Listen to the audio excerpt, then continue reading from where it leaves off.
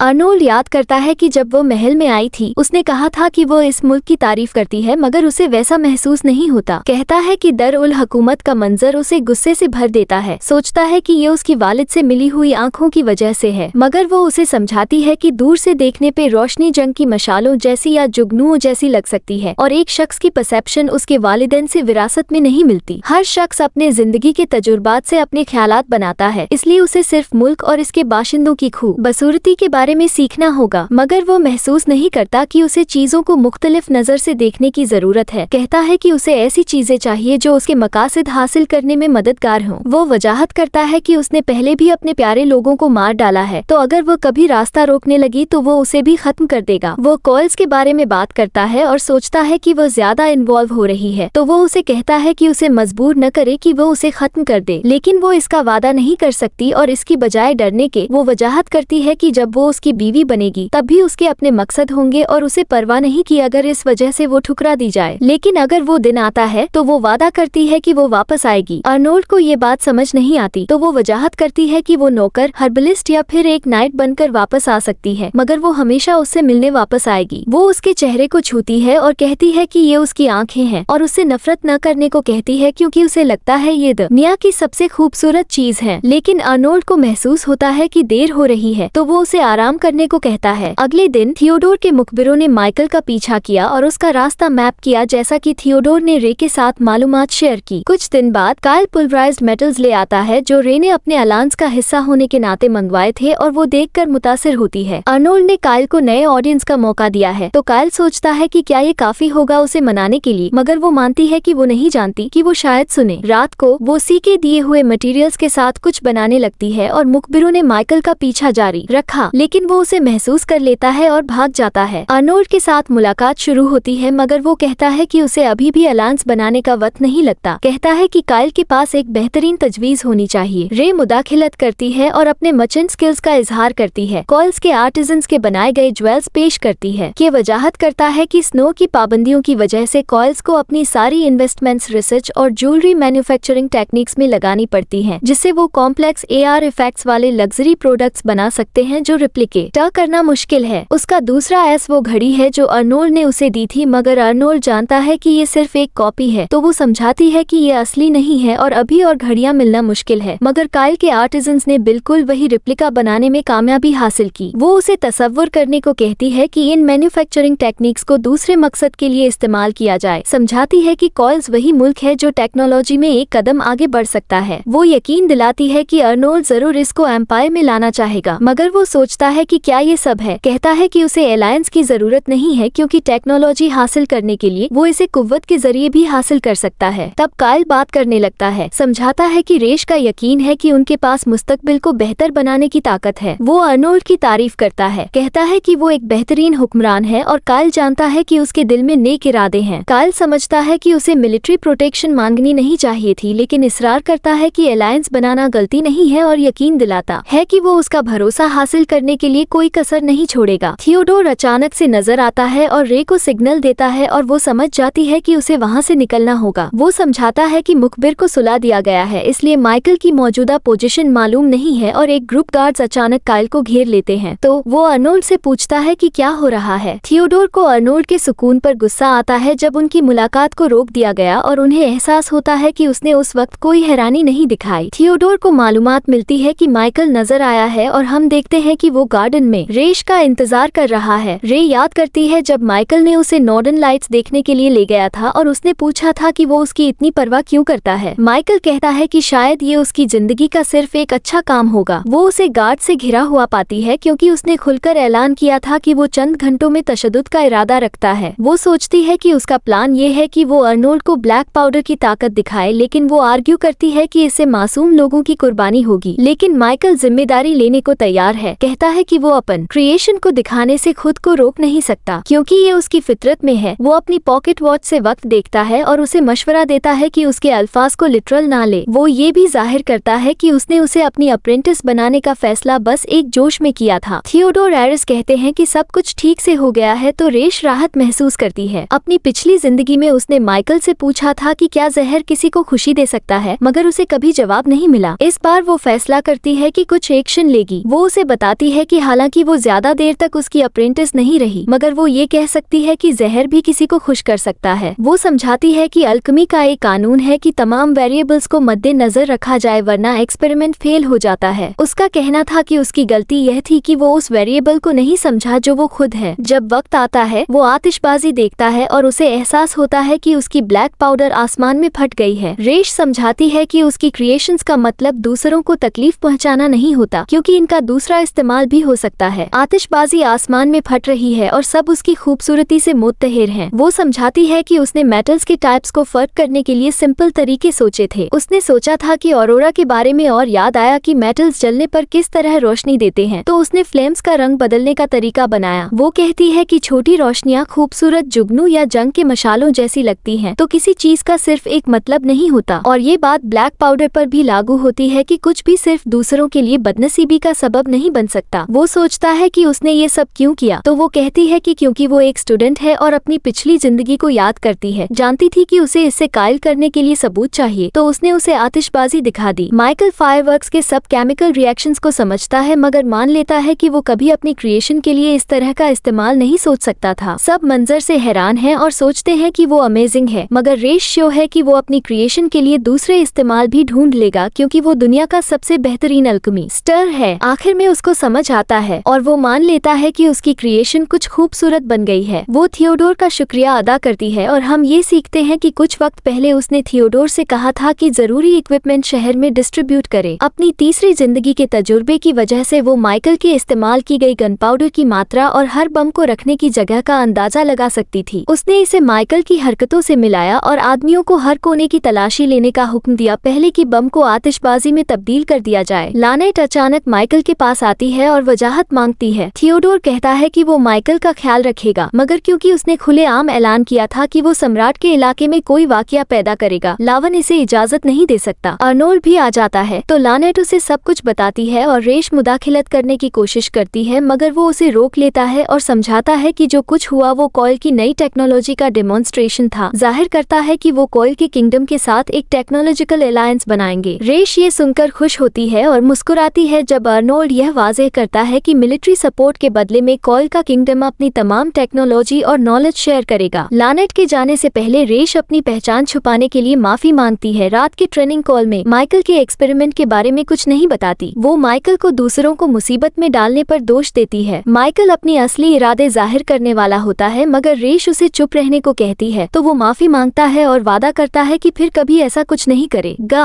Arnold उसे कहता है कि उसने मेहरबानी से मदद नहीं की। कहता है कि यह बात ऑब्वियस है कि माइकल का इरादा कुछ खौफनाक था, मगर अगर उसे मुजरिम की तरह ट्रीट करते तो सम्राट को सब कुछ पता चल जाता। वो फैसला करती है कि अर्नोल्ड को डिटेल समझाकर माइकल की सिचुएशन को दोबारा इवेल्युएट करेगी, मगर अर्नोल्ड मजाक करता है कि शायद वो उसे चुपके से एलिमिनेट कर देगा। मगर वो जाहिर करती है कि माइकल ने पॉकेट वॉच इन्वेंट की थी तो उनको उसकी जरूरत है और अर्नोल्ड को लगता है कि रेश को पहले से मालूम था कि वो उसे कायल कर सकती है। रेश को यकीन है कि रहायशी भी फायरवर्क्स देखकर अलायंस का सपोर्ट करेंगे। समझाती है कि फायरवर्क्स में इस्तेमाल होने वाली ब्लैक पाउडर एक खतरनाक चीज है, मगर उसके इस्तेमाल पर डिपेंड करता है कि वो कीमती लम्हे बना सकती है। वो सोचती है कि माइकल की तरह अर्नोल्ड को भी यह समझना चाहिए कि उसकी स्किल सिर्फ जंग के लिए नहीं है और उम्मीद करती है कि वो एक दिन ये सीख सीख लेगा। अगले दिन रेशके को सी सिकनेस मेडिसिन देती है और वो उसका अलायंस के लिए मदद करने पर शुक्रिया अदा करता है। दूसरी तरफ माइकल को अर्नोल्ड नर्म मिजाज लगता है क्योंकि उसने सिर्फ यह मांगा कि वो ऐसी चीजें बनाता रहे जो दुनिया को बेहतर बनाए। रे सोचती है कि यह आसान काम नहीं है और माइकल मान लेता है कि इस मैदान में उसका कोई तजुर्बा नहीं है, मगर वो वादा करता है कि अपनी पूरी कोशिश करेगा। वो सोचता है कि वो एक अच्छी एम्प्रेस बनेगी और रे ये समझती है कि वो अपने भविष्य के शौहर के बारे में ज्यादा जानना चाहती है, तो माइकल उससे अलविदा कहता है। रे अर्नोल्ड से कहती है कि माइकल को वो नर्म मिजाज लगा, मगर अर्नोल्ड समझाता है कि वो सिर्फ उसका अच्छा इस्तेमाल कर रहा है। वो उसका शुक्रिया अदा करती है और जाहिर करती है कि उसकी अंगूठी तैयार है। वो समझाती है कि वो इसका नतीजा उसके साथ देखना चाहती है, मगर अर्नोल्ड को लगता है कि जरूरी नहीं कि वो अपने हाथ में अंगूठी पहने। वो समझाता है कि उसकी सिर्फ एक रिक्वेस्ट थी कि उसे अंगूठी देने की इजाजत मिले और कहने की जरूरत नहीं कि उसे पहना जाए, मगर रे इनकार करती है। वो जाहिर करती है कि जब उसने अपनी उंगली का नाप दिया था तो उसने अपने बाएं हाथ की तीसरी उंगली चुनी थी, क्योंकि उसके मुल्क में जब दो लोग शादी करते हैं तो शौहर अपनी बीवी की तीसरी उंगली में अंगूठी पहनाता है और उसे हमेशा इस रिवायत का हिस्सा बनने की ख्वाहिश थी। इसलिए वो अपनी शादी के दिन अंगूठी पहनने का अज़्म करती है और प्लान करती है कि एक ड्रेस भी चुने जो अंगूठी के साथ मैच करे, और अर्नोल्ड से कहती है कि वो फौरन अंगूठी पहनाए। अर्नोल्ड समझाता है कि वो दस्ताने नहीं पहने हुए हैं, मगर रे उसे अपने हाथ को छूने की इजाजत देती है। वो अंगूठी उठाता है और उसे सोफे की तरफ ले जाता है, जहाँ वो घुटनों पर बैठकर उसका हाथ चूमता है। रे शर्मा जाती है और वो सांस लेना भी भूल जाती है जब अर्नोल्ड आखिरकार अंगूठी पहनाता है और यह उसकी आंखों के रंग जैसी होती है जैसे उसने कहा था। अर्नोल्ड मान लेता है कि वो एक्सपेक्ट से ज्यादा खुश है, तो रे इस मौके को ग्रैब करती है और उसे अपने साथ सफर पर जाने का दावत देती है। वो चाहती है कि वो दुनिया की सबसे खूबसूरत चीजें उसके साथ देखे, मगर अर्नोल्ड कहता है कि उसने एक खूबसूरत चीज पहले ही ढूंढ ली है। रे लाल हो जाती है और अपनी अंगूठी को देखकर सोचती है कि वो अपनी जिंदगी बाकी उसके साथ गुजारना चाहती है। मगर यह वीडियो यहाँ खत्म होती है। याद रहे कि चैनल को लाइक और सब्सक्राइब करें। देखने का शुक्रिया और अगले वक्त मिलते हैं।